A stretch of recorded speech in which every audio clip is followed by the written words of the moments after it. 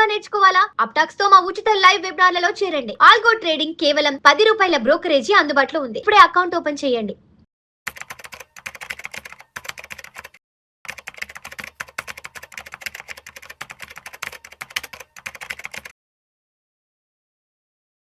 Hi, this is Lalitendranath, founder of golden ratio profile. ఈ వీడియోలో మనం ప్రైస్ యాక్షన్ రేంజ్ బ్రేక్అవుట్ గురించి చాలా డీటెయిల్గా తెలుసుకుందాము. పవర్ ప్యాటర్న్స్లో మనకి ఓన్లీ రెండే ప్యాటర్న్స్ ఉంటాయి, bullish pattern, bearish pattern.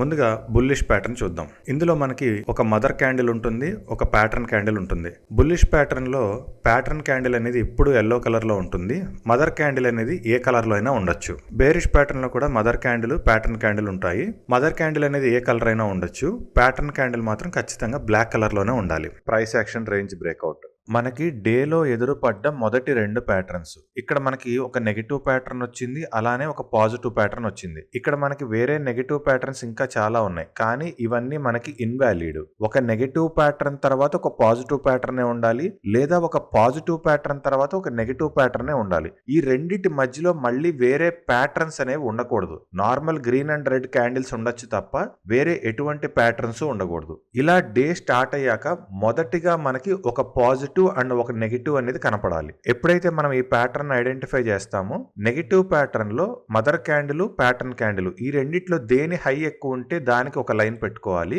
Positive pattern లో మదర్ క్యాండిల్, ప్యాటర్న్ క్యాండిల్ ఈ రెండిట్లో దేని లో ఎక్కువ ఉంటే దానికి ఒక లైన్ అనేది పెట్టుకోవాలి.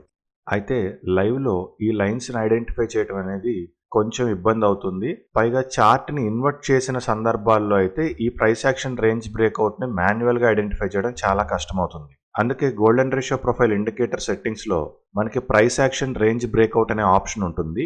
ఇక్కడ డిఫాల్ట్ గా మనకి ఇది 1 డే టైం ఫ్రేమ్ ఉంటుంది. అలానే ప్రీవియస్ సెషన్ రేంజ్ బ్రేక్అవుట్ అనే ఆప్షన్ కూడా ఉంటుంది. సో ఈ రెండింటిని మనం ఎనేబుల్ చేసుకుంటే కరెంట్ సెషన్ యొక్క రేంజ్ బ్రేక్అవుట్ అనేది ఇలా మనకి బ్లూ కలర్ లో వస్తుంది.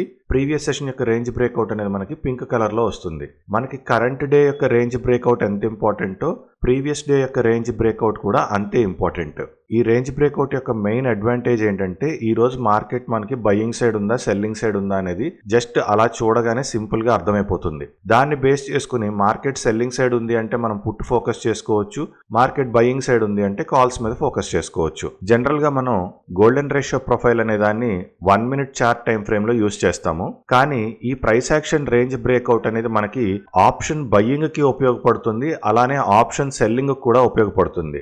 ఈ రేంజ్ బ్రేక్అవుట్ దగ్గర మార్కెట్ అనేది మనకి 1 డైరెక్షన్ లో ఉంటుంది కాబట్టి మెయిన్ గా ఆప్షన్ సెల్లింగ్ చేసే వాళ్ళకి ఆ రేంజ్ బ్రేక్అవుట్ విడ్త్ ఎంతైతే ఉంటుందో అదే స్టాప్ లాస్. ఈ రేంజ్ బ్రేక్అవుట్ కాన్సెప్ట్ అనేది మనకు ఓన్లీ ఆప్షన్స్ లోనో లేదా పర్టికులర్ గా స్టాక్స్ లోనో అని కాదు, ఎందులో అయినా సరే దీని ఇంపాక్ట్ అనేది ఒకటే ఉంటుంది. ఈవెన్ ఇంటర్నేషనల్ చార్ట్స్ లో కూడా మనకి ఈ రేంజ్ బ్రేక్అవుట్ అనేది పర్ఫెక్ట్ గా వర్కౌట్ అవుతుంది. సో ఓవరాల్ గా ఈ ప్రైస్ యాక్షన్ రేంజ్ బ్రేక్అవుట్ అనేది ఆప్షన్ బయ్యర్స్ కైనా, ఆప్షన్ సెల్లర్స్ కైనా, ఈవెన్ గోల్డ్, క్రిప్టో చేసే వాళ్ళకైనా సరే చాలా బాగా ఉపయోగపడుతుంది. సింపుల్ గా దీని మెయిన్ అడ్వాంటేజ్ ఏంటి అంటే రేంజ్ బ్రేక్అవుట్ కన్నా పైన ఉంది అంటే మనం బయింగ్ సైడ్ ఆలోచించాలి, రేంజ్ బ్రేక్అవుట్ కన్నా కింద ఉంది అంటే సెల్లింగ్ సైడ్ ఆలోచించాలి. Previous day range breakout, current day range breakout రెండిటికన్నా కింద ఉంది అంటే ఆ రోజు మనం సెల్లింగ్ సైడ్ ర్యాలీ అనేది ఎక్స్పెక్ట్ చేయొచ్చు. అలానే 2 రేంజ్ బ్రేక్అవుట్ల కన్నా పైన ఉంది అంటే మనం బయింగ్ సైడ్ ర్యాలీ అనేది ఎక్స్పెక్ట్ చేయొచ్చు. అలానే 2 రేంజ్ బ్రేక్అవుట్ల కన్నా మధ్యలో ఉంది అంటే మార్కెట్ అనేది మనం రేంజ్ బౌండ్ లో ఉంది అని కూడా ఎక్స్పెక్ట్ చేయొచ్చు. ఈ రేంజ్ బ్రేక్అవుట్ లో మనకి మెయిన్ గా 2 లైన్స్ ఉంటాయి. సో మనకి ఫస్ట్ ఒక ప్యాటర్న్ ఫామ్ అయినప్పుడు ఫస్ట్ లైన్ వస్తూ ఉంటుంది.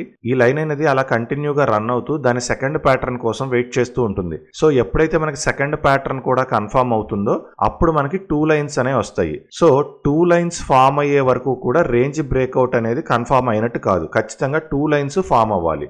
సింగిల్ లైన్ ఉన్నప్పుడు మాత్రం దాని పొరపాటును కూడా రేంజ్ బ్రేక్అవుట్ అనుకోకూడదు. రేంజ్ బ్రేక్అవుట్ అంటే ఖచ్చితంగా మనకి 2 లైన్స్ అనేది ఫామ్ అవ్వాలి. చూసారు కదా, మార్కెట్లో ఎక్కడ రివర్సల్ అవుతుంది అనేది ఈ ప్రైస్ యాక్షన్ రేంజ్ బ్రేక్అవుట్ అనేది చాలా ఈజీగా ఐడెంటిఫై చేస్తుంది.